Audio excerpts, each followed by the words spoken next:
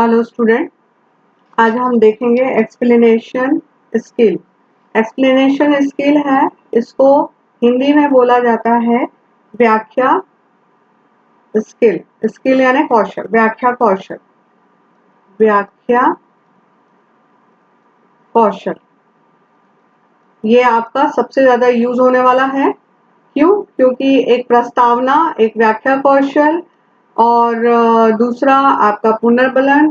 ठीक है, तो ये सारी चीजें जो हैं और ब्लैक बोर्ड स्किल, ये सबसे ज्यादा इंपॉर्टेंट है और ये सारे यूज होता है। ओके, और आपको यूज करना है।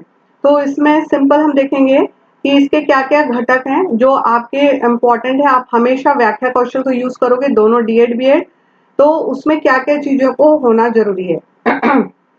व्याख्या कौशल का मतलब क्या होता है कि छात्रों के सामने अपने पाठ्य वस्तु का सिद्धांत को सबसे सरल तरीके से, ठीक है, सबसे सरल तरीके से या सरल रूप में प्रस्तुत करना।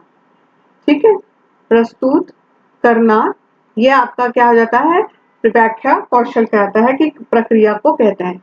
सरल रूप में प्रेजेंट करने के लिए आपको ये करना है और आप लोग मैक्सिमम इसको यूज करते हैं। तो सबसे पहले हमारा पॉइंट है use of suitable opening statement. यहाँ पे ये चीज को देखना है कि इसका मतलब क्या होता है कि अपने को जब हम स्टार्ट करते हैं तो हमको उपयुक्त उपयुक्त प्रारंभिक उपयुक्त प्रारंभिक कथन से हमको यहाँ पे स्टार्ट करना है। जैसे आप लोग प्रस्तावना के प्रश्न करते हो, टॉपिक निकलता है, उसके बाद आप चैप्टर शुरू करते हो, तो यहाँ पे जो प्रारंभिक होता है ओपनिंग स्टेटमेंट, तो हमको ऐसा शब्दों के प्रारंभिक स्टेटमेंट से स्टार्ट करना है कि आपका ये जो प्रयोग है, व्याख्या कौशल है, वो आपका इसमें दिखना चाहिए। जैसे जैसे हम लोग बताते हैं, एक टॉपिक लेते हैं भारतीय सेना। ओके, तो भारतीय सेना है, तो इसमें अच्छा, पहले अपन पूरा स्टेटमेंट देख लेते हैं क्या क्या चीजें हैं, फिर मैं आपको एक्सप्लेन करूंगी। ओके, तो प्रारंभिक कथन का प्रयोग करना है, तो हमको हमको ये चीज देखना है कि हमको कोई भी जो हमारा स्टेटमेंट है उसको कैसे स्टार्ट करना है, ये आपको पॉइंट देखना है। फिर use of pure and clear language, जो भी भाषा कर यूज करनी है वो कैसी होनी चाहिए, शुद्ध होने चाहिए, वह स्पष्ट होना चाहिए। ओके, शुद्ध और स्पष्ट भाषा का प्रयोग, क्लियर है। तो ये आपका दूसरा पॉइंट हो गया। आई थिंक इसको समझाने की जरूरत नहीं है। फिर नेक्स्ट है appropriate use of audio visual material. तो यहाँ पे जो हम लोग दृश्य और श्रव्य, ठीक है, ऑडियो विजुअल यानी क्या हो गया, श्रव्य दृश्य सामग्री, ये जो है इन सामग्रियों का हम प्रयोग कर रहे हैं, टीचिंग मटेरियल का, तो इनका हमको उचित प्रयोग करना है। कैसा प्रयोग करना है, उचित। ओके, जैसे मान लो मुझे भारत के बारे में बताना है, तो मुझे भारत का मैप रखना है। अब भारत में क्या बता रही हूं मैं, मान लो मुझे बताना है कि पहाड़, तो एग्जैक्ट मुझे पहाड़ वाले ही मैप को लेके जाना है। ओके, ऐसा ना हो कि उसमें नदी भी हो, उसमें मिट्टी भी हो। तो यदि मुझे पहाड़ बताना है कि कहाँ कहाँ भारत में कहाँ कहाँ पहाड़ है, तो सिर्फ मैप में क्या होना चाहिए, आपका पहाड़ ही शो होना चाहिए। ओके, तो यहाँ पहाड़ है, यहाँ पहाड़ है, यहाँ पहाड़ है। अब मैं मैप लेके जा रही हूँ या मॉडल लेके जा रही हूँ जिसमें नदी भी बह रहा है, पहाड़ भी है और एरिया भी है और साथ में ग्रीन ग्रास भी है, तो उसमें कंफ्यूजिंग हो जाएगा ना। तो अप्रोप्रिएट यानी कि उचित, उचित हमको ऑडियो विजुअल मटेरियल को लेके जाना है। नेक्स्ट है आस्किंग क्वेश्चन।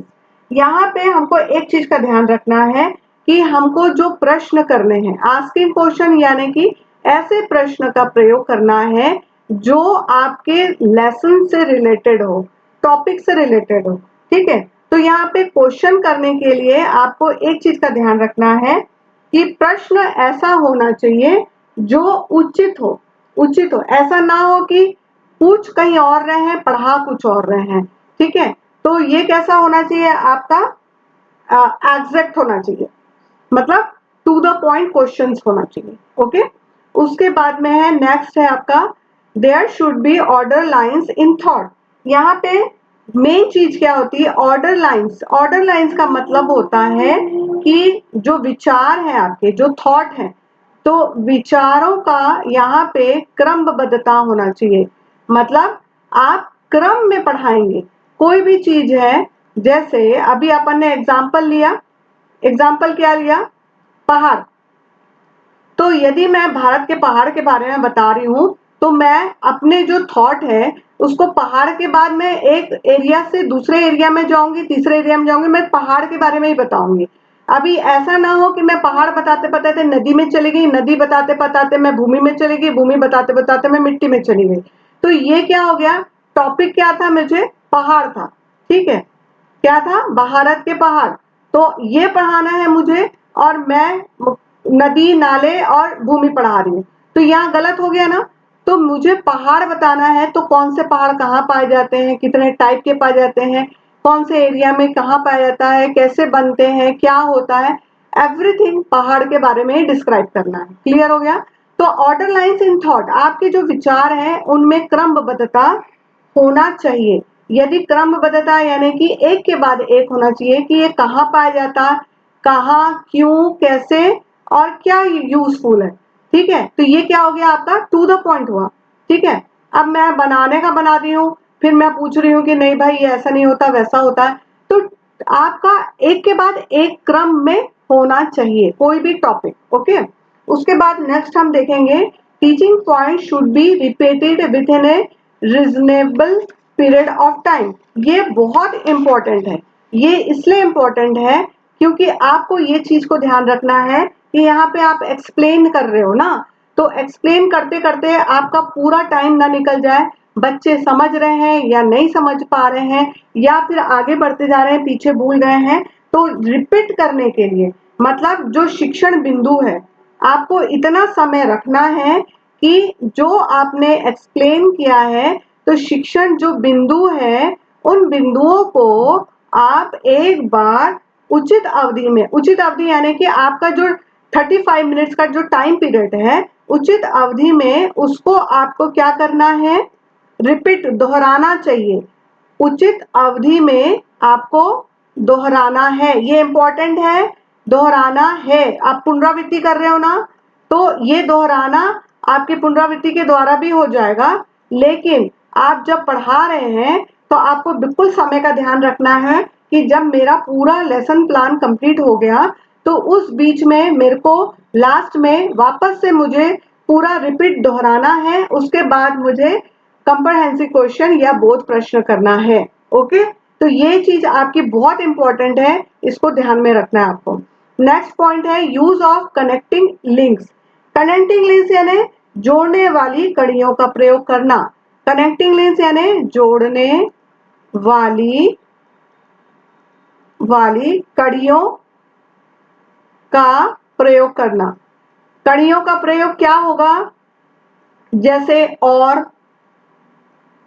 तथा, किंतु, ये सारे शब्द क्या हैं, एक दूसरे को जोड़ते हैं, जैसे, ठीक है।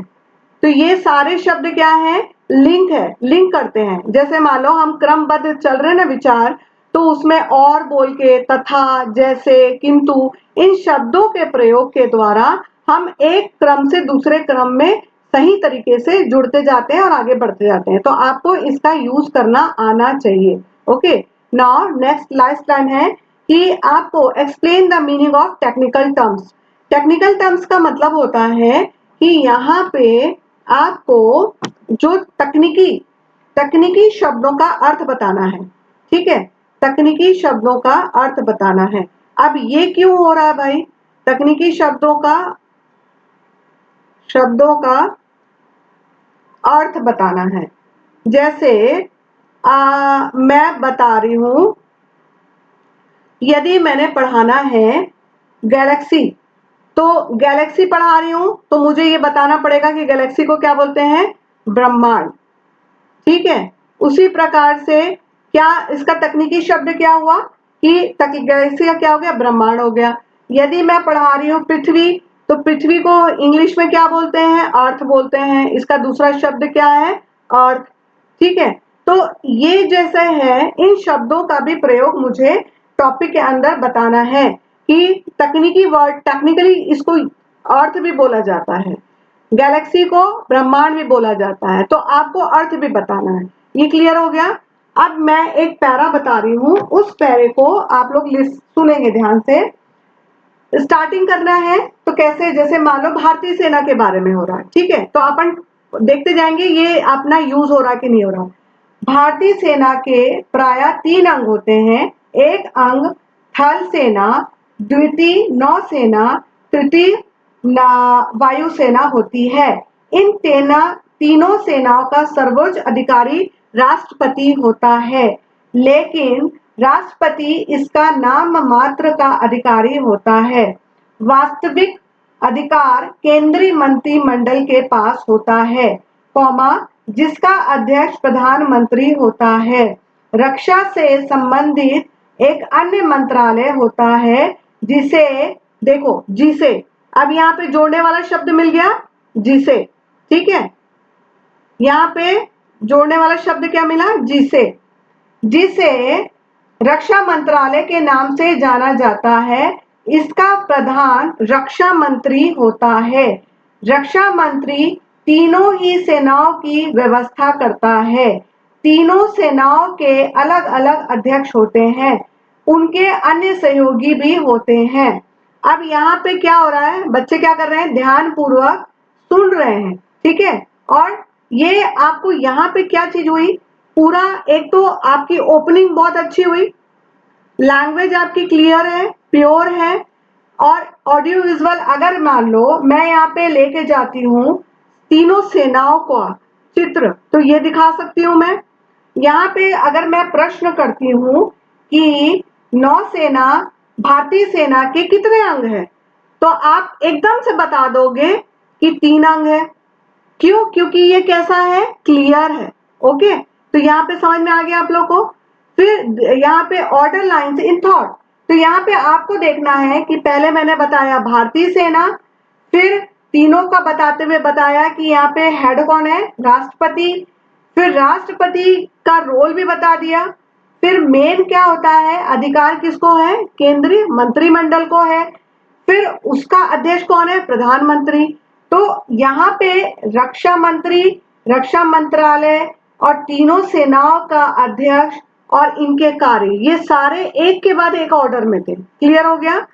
फिर यहाँ पे रिपीट करने के लिए मेरे पास समय भी है कि मैंने क्वेश्चन के थ्रू भी रिपीट कर सकती हूँ, या मैं इनको पूरी तरीके से भी heading two heading point wise कर सकती हूँ। ओके, उसके बाद में कनेक्टिंग लिंक्स, ये बता दिया मैंने कि कैसे वर्ड को यूज किया, जिसे, इन, फिर लेकिन, जिसका, ये सारे वर्ड को यूज किया और लिंक बनाया। फिर टेक्निकल टर्म्स भी बताया कि भाई भारतीय सेना में यहाँ पे तीनों होते हैं, तीनों को अपन किस किस नाम से बुलाते हैं और क्या क्या चीज होती है। क्लियर हो गया? तो ये हो गया आपका एक्सप्लेनेशन स्किल। तो आप लोग जब पढ़ाते हैं तो व्याख्या करते हैं, तो व्याख्या करते समय इन बातों को आपको यूज करना है और यूज करके प्रैक्टिस करना है कि हमारा जो बनाया है वो कितना इस पॉइंट को कवर कर रहा है। क्लियर हो गया? ठीक है, तो आई थिंक ये क्लियर हो गया है। इसके बाद 1-2 स्किल और बची है जो इम्पोर्टेंट है, उसको भी हम कर लेंगे। फिर उसके बाद में आगे देखेंगे कि हमको और क्या चीजें हैं। पहले टीचिंग से रिलेटेड सारी चीजें खत्म हो जाएंगी। ओके, फिर आप इस चीज को आप 1 बार 2 बार सुनिए और इसको क्लियर करिए। Okay, thank you.